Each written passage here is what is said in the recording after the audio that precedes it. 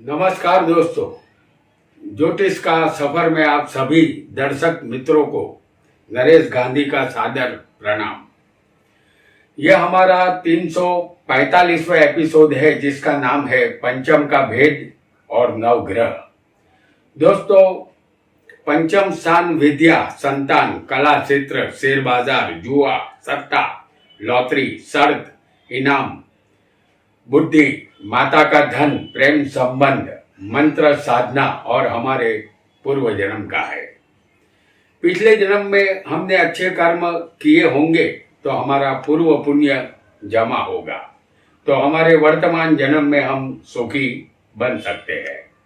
और पूर्व पुण्य जमा नहीं होगा तो हमें इस जन्म में दुख ही मिलेगा। पंचम में नवग्रह किस तरह का फल जातक को देंगे, इसे आज हम जानेंगे।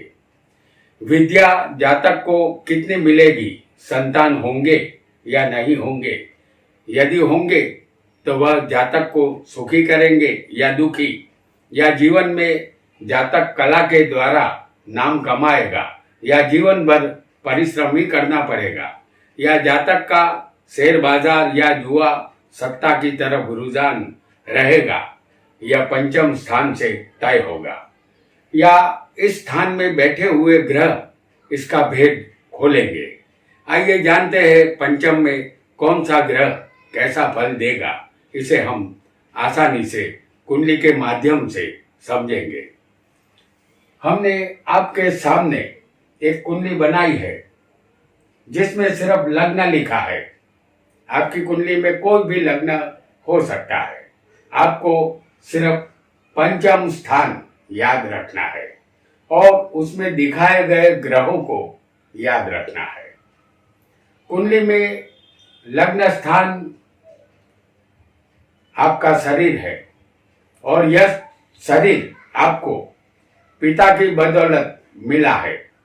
कुंडली में 9वां स्थान आपके पिता का है। वहां से गिनने पर पंचम स्थान लग्न आएगा जो आपका शरीर है, जिसे आपके पिता ने उत्पन्न किया है।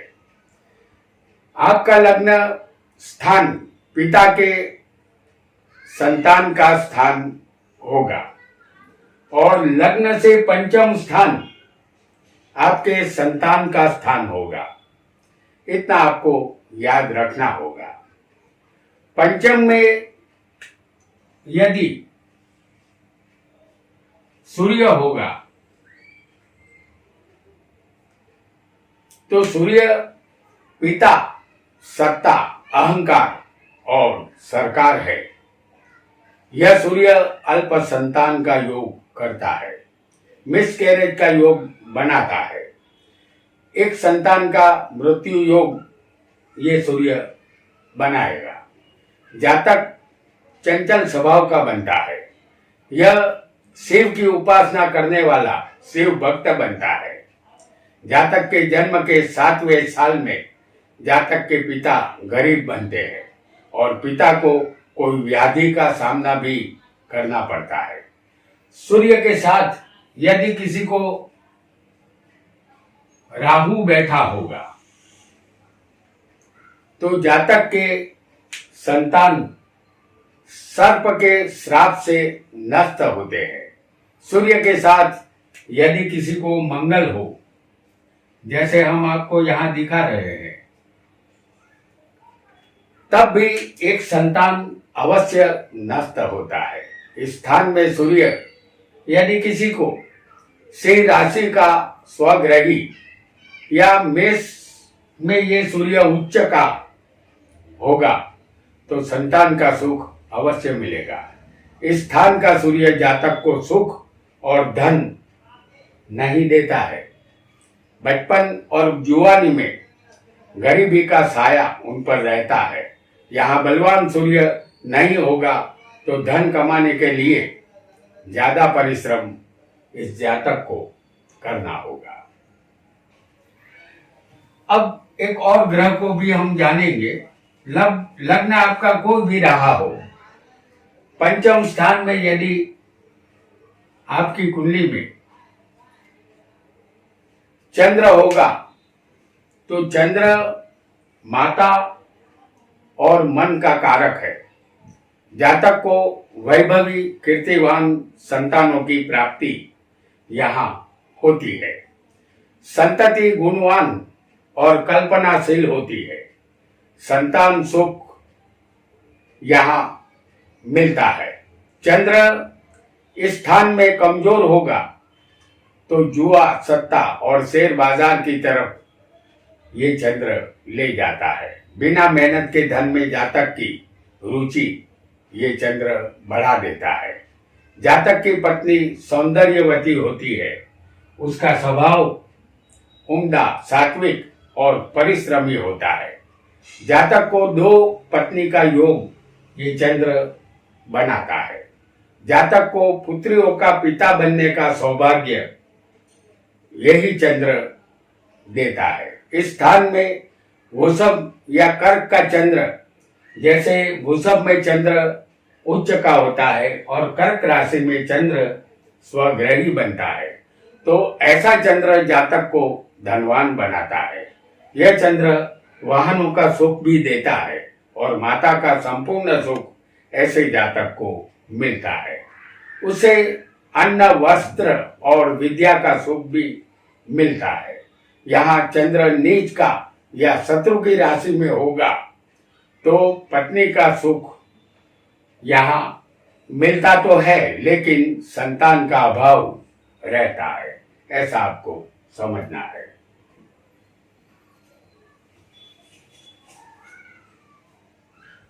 एक और ग्रह को भी हम समझेंगे जो पंचम में यदि आपकी कुंडली में होगा, उसे कहते हैं मंगल। मंगल यदि पंचम में होगा तो इस ऐसे जातक में पराक्रम, हिम्मत, मेहनत और छोटे भाई का ये कारक माना गया है। हमारे बाहुओं का बल मंगल ही है। बिना मंगल हम कोई भी साहस कभी भी नहीं कर सकते। 5वें मंगल जातक को उग्र स्वभाव का और तामसी बनाता है। अलबत्ता यह मंगल साहसिक अवश्य बनाता है। जातक को संतान संबंधित चिंता यहाँ रहती है। जातक अति कामी बनता है। ऐसे जातक निर्धन, संतान रहित और राजा के कोप से पीड़ित होते हैं। फिर भी चरित्र उनका साफ होता है।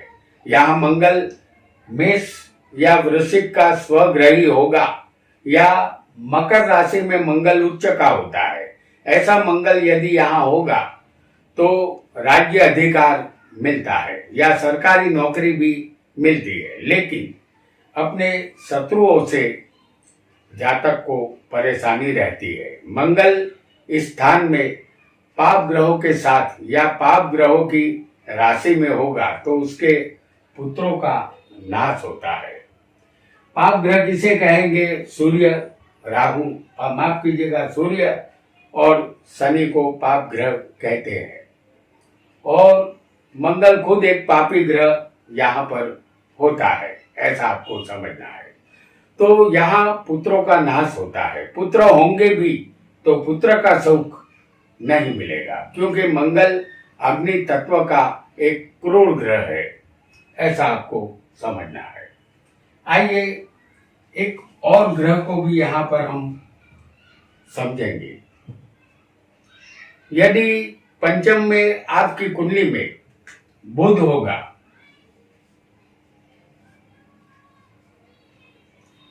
तो उसे युवराज कहते हैं। बुध बुद्धि और व्यवसाय का कारक माना गया है। बुध तर्क शक्ति और दलील शक्ति पर भी अधिकार रखता है।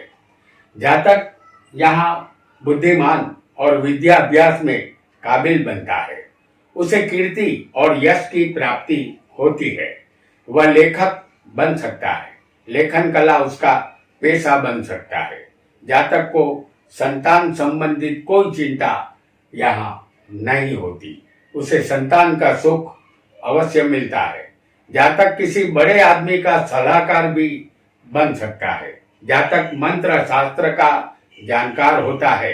किसी भी वजह से वह काम वासना में मग्न रहता है। यदि बुध किसी पाप ग्रह के प्रभाव में होगा तो संतान की चिंता उसे रहेगी। या बुध नीच का होगा, जैसे बुध मीन राशि में नीच का होता है, तो ये बुध नीच का यहाँ नहीं होना चाहिए। तब भी संतान की चिंता उसे रहेगी। यदि बुध नीच का होगा तो यहाँ बुध दत्तक पुत्र का योग बनाता है। यदि बुध कमजोर होगा तो सारावली के रचयिता कल्याण वर्मा का मानना है कि बुध कैसा भी क्यों न हो, पंचम का बुध विद्या, धन, यश, बुद्धि, पत्नी का सुख और संतान का सुख अवश्य देता है। आइए एक और ग्रह को भी हम यहाँ समझेंगे। लग्न आपका कोई भी हो, यदि पंचम में आपकी कुंडली में गुरु होगा तो इस गुरु को धन, विद्या और संतान का कारक माना गया है। गुरु पंचम स्थान का कारक भी है। यहाँ कारको भाव नासाय का सूत्र याद रखना होगा। इस स्थान में गुरु संतान शायद ही देता है। जातक को गुरु के कारण उत्तम विद्या, मंत्र तंत्र का ज्ञान, और ये ज्ञान तो अवश्य गुरु का काम ही है ज्ञान देना, तो ये गुरु यहाँ ज्ञान अवश्य देता है। यानी जातक की पढ़ाई लिखाई बहुत ही अच्छी होती है, उच्च शिक्षा भी जातक प्राप्त कर सकता है। दूसरी बात के राजकीय क्षेत्र में भी उसे सफलता मिलती है। वह बुद्धिमान और चतुर होता है। अन्नदान में जातक की रुचि ज्यादा रहती है।